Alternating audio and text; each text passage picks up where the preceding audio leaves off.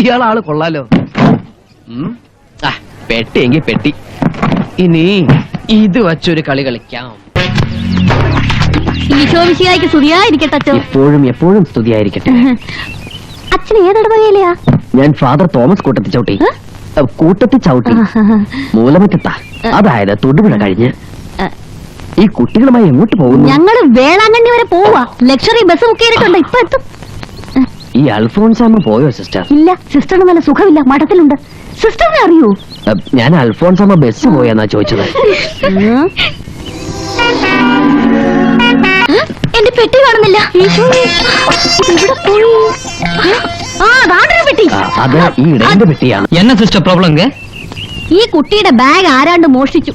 அப்படியா? நான் இங்க இருக்கும்போது அந்த மாதிரி ஒரு திருடன் யார்? ഞാനും കണ്ടതാണ് സാർ. ഞാൻ ഈ സിസ്റ്ററോട് സംസാരിച്ച് തിരിഞ്ഞു നോക്കുമ്പോഴേക്കും ഏതോ ബറാബാസ് ആ പെട്ടി കൈക്കലാക്കി. சார் அந்த பச்சை பெட்டி பொக்கி பாருங்க, அப்ப விஷயம் தெரியும். சார் அந்த பெட்டி இந்த பெட்டிக்குள்ள இருக்கு. என்னது என்னது? இந்த ட்ரக் பாருங்க சார். என்ன அதிசயமா?